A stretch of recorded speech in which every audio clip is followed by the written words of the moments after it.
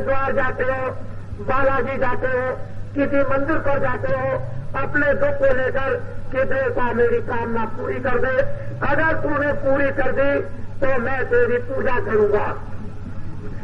फिर गए वहां से लौट कर आए कि मैंने मनौती मना ली कि मेरी कामना पूरी हो जाए तो अगले साल मैं आपकी पूजा कराऊंगा। यही आप विचार करके इंतजार करते हो गया ना हो गया, ये तो बात की बात है।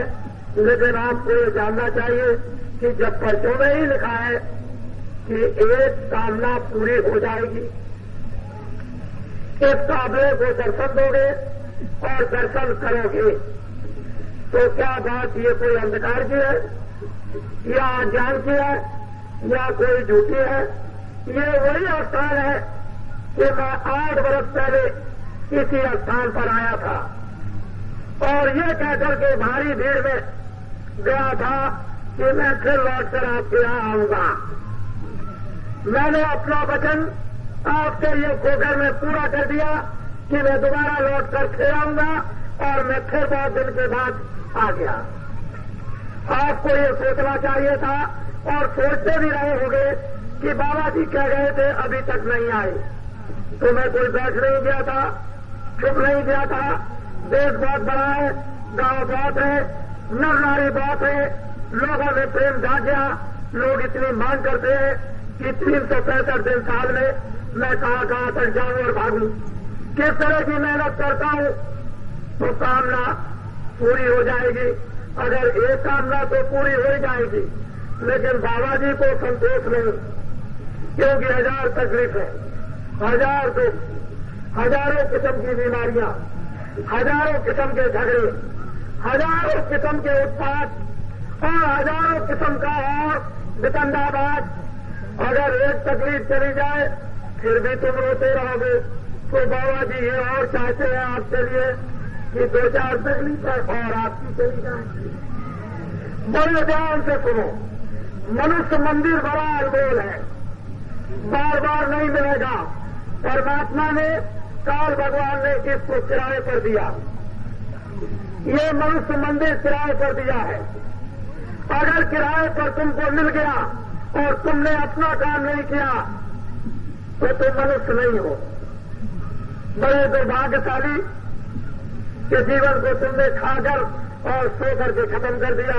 ये मनुष्य किराए का मकान इसलिए दिया है कि इसकी भी रक्षा करना, स्वस्थ रखना, कपड़े भी देना, खाना भी देना, बच्चों की सेवा करना, और उसके बाद जब कोई काम ना हो तो मनुष्य रूपी मंदिर में जीवात्मा को भजन के द्वारा जगा लेना, उसको जगा लेना। इसलिए ये मनुष्य रूपी मंदिर भगवान ने आपको किराए पर दे दिया।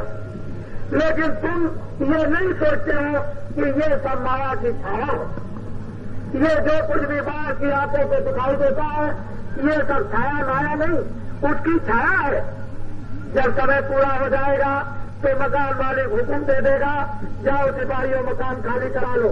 फौरन आएंगे सिपाही, न स्त्री देखेंगे, न पुरुष, न बच्चों को देखेंगे, आवाज लगाएंगे कि रमेश जी तुम्हारा समय पूरा हो गया, मकान मालिक का हुक्म हो गया, मकान खाली कर दो 1 मिनट में। तो रमेश जी को न मूर्छा आ जाएगी, बेहोश हो जाएंगे कि ये क्या हो गया मेरे साथ।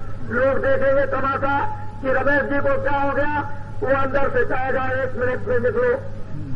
आप क्या करोगे? कुछ नहीं। वो मन को, बुद्धि को, चित्त को, प्राणों को, जीवात्मा को सिपाही यहाँ पर रात रखकर और जबरदस्ती निकाल कर बात कर देंगे। ये शरीर जमीन पर गिर जाएगा, इसको कपड़ा डाल दोगे, नफरत और घृणा हो जाएगी, बाहर ले जाकर लकड़ियों पर रखे इसको जला के राख कर दोगे। ये थी माया की छाया। ये मकान पड़ा, ये जमीन पड़ी, ये बच्चे पड़े, ये जानवर पड़े, ये घर का सामान पड़ा, ये रिश्तेदार पड़े और ये हिंदी भाषा या अंग्रेजी भाषा ये सब पड़ी है। ये कोई भी इसमें से कोई भी नोट जाने वाला आपके साथ नहीं है। तुमने अपने लिए क्या किया? जो कुछ भी आपने किया किराए के मकान के लिए, और मकान खाली हो गया तो मिट्टी का पुतला मिट्टी में मिल गया। क्या आपने कर लिया? नर नारी बच्चे और बच्चियों, मैं तो ये चाहता हूं कि जीवन में और कुछ पालूं। अब मैं काबरे का संदेश ये सुनाना चाहता हूं कि कलयुग में कलयुग जाएगा और कलयुग में सतयुग आएगा। मेरे बातों पर, शब्दों पर ध्यान दो। कलयुग में कलयुग जाएगा और कलयुग में सतयुग आएगा। न अभी कलयुग गया, न अभी सतयुग आया। जब कलयुग जाने लगेगा तो जो कर्जा बांट दिया है उसको मांगेगा कि मेरा कर्जा मुझे जल्दी में दे दो, मैं जाने वाला हूं। आप कहोगे मैं कर्जा नहीं दे सकता, तो कलयुग क्रोधित हो जाएगा और क्रोध में आकर जोर से एक तमाचा मारेगा। एक ही तमाचे में 20 करोड़ आदमी लापता हो जाएंगे। फिर भगेगा, उधर से आएगा सज्जू, बीच में टक्कर हो जाएगी। जो बीच में सब जाएंगे चकनाचूर, परिवर्तन होगा, निश्चित होगा। इसको कोई रोक नहीं सकता। जमीन से हो या आसमान से हो जाए, किसी तरफ से भी हो, लेकिन परिवर्तन होगा। आप लोग कलयुग के जाने, सतयुग के आने में थोड़ा योगदान, सहयोग दो। क्या सहयोग दो?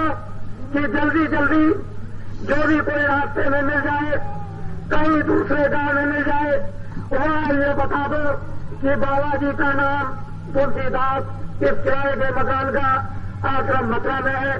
जय गुरुदेव नाम का प्रचार हिंदुस्तान भर में करता हूं।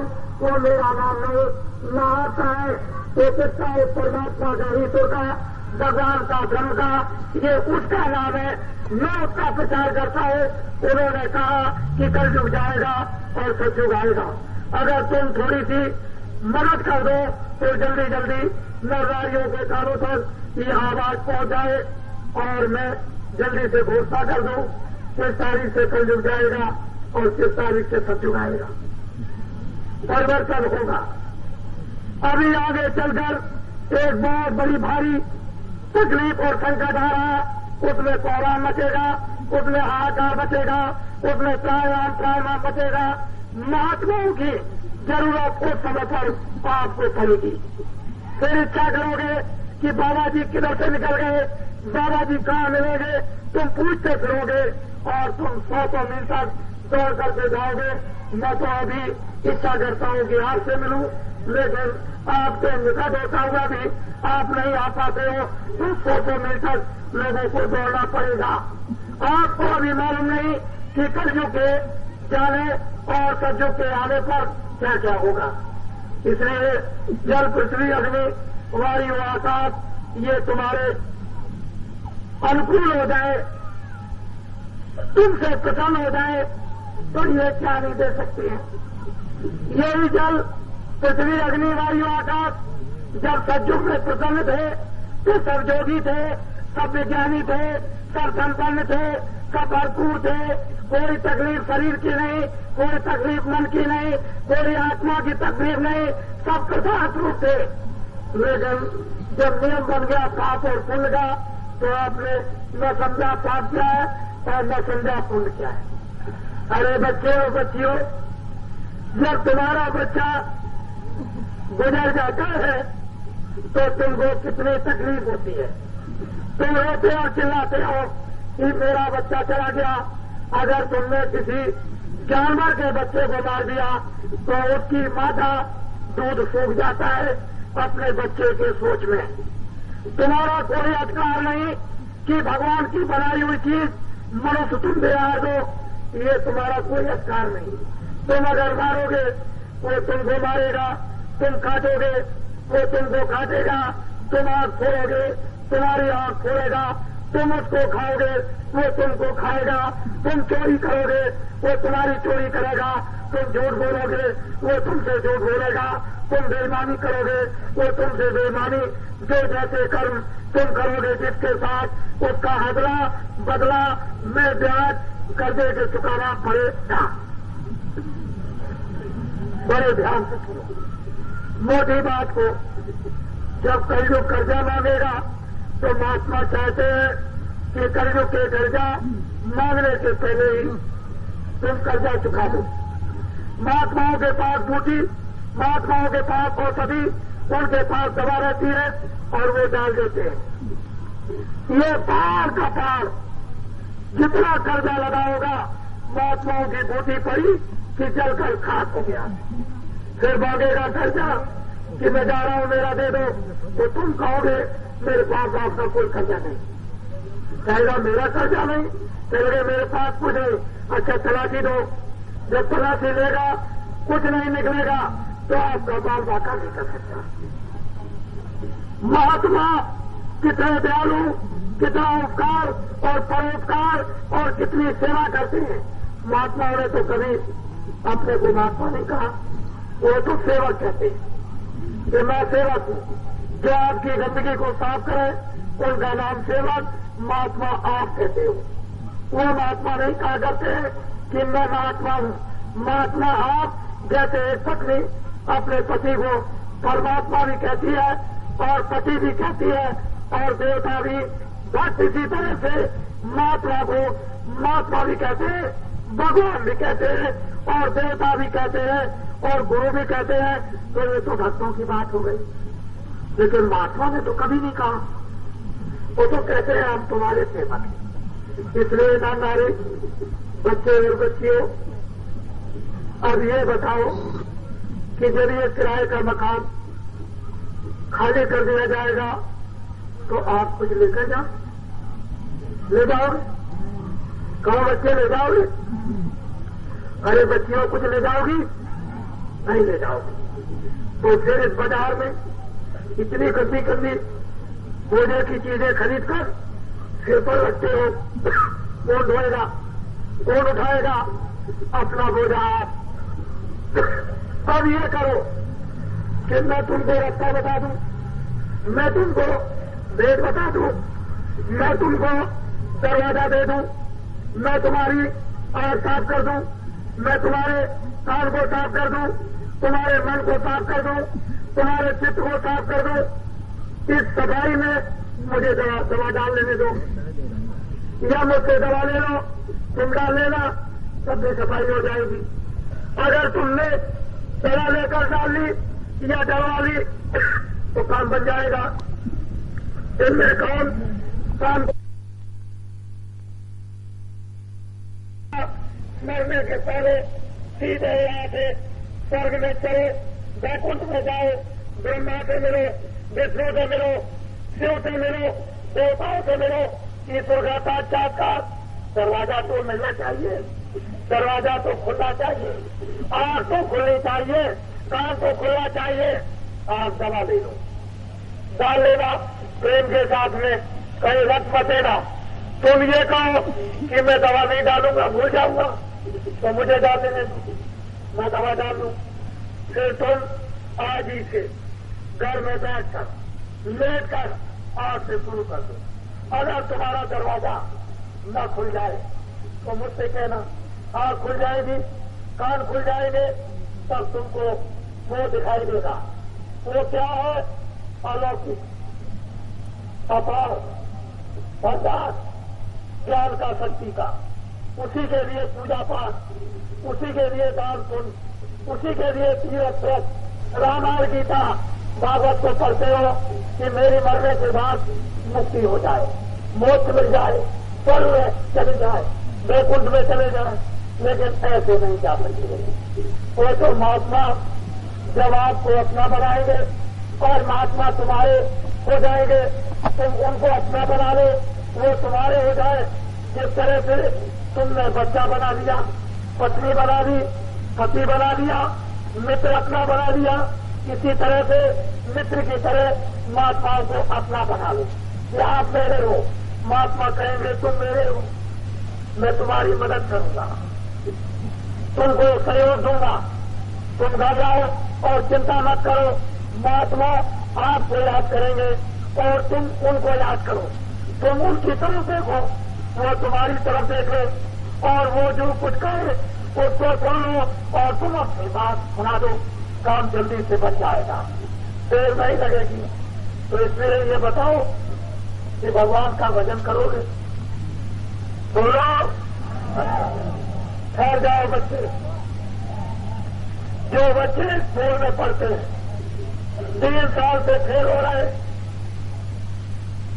काबिले को दर्शन दो, दर्शन करो, चलो उसकी बात पास हो जाओगे। ठहर जाओ। 3 बरस से बच्चे सेकंड डिवीजन नंबर नहीं पाते, बड़े दुखी, बड़ी मेहनत करते हैं, इम्तिहान के वक्त में भूल जाते हैं, फेल हो जाते हैं। चलो आपकी बात सेकंड डिवीजन नंबर मिल जाएगा। ठहर जाओ बच्चे। 3 साल से बच्चे कोशिश करते हैं कि हमको 1 नंबर मिल जाए, हम अव्वल नंबर पास हो जाए, बड़े ऊंचे ओहदे पर चले जाए, अधिकारी बन जाए, लेकिन फेल हो जाते हो। काफिले को दर्शन दो, आपकी तुम पास हो जाओगे ऊंचे नंबरों पे। ठहर जाओ।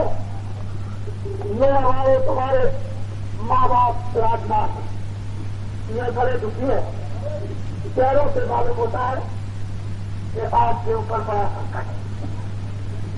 उसको कहने की जरूरत नहीं है, मैं भी जानता हूं और तुम भी जानते हो।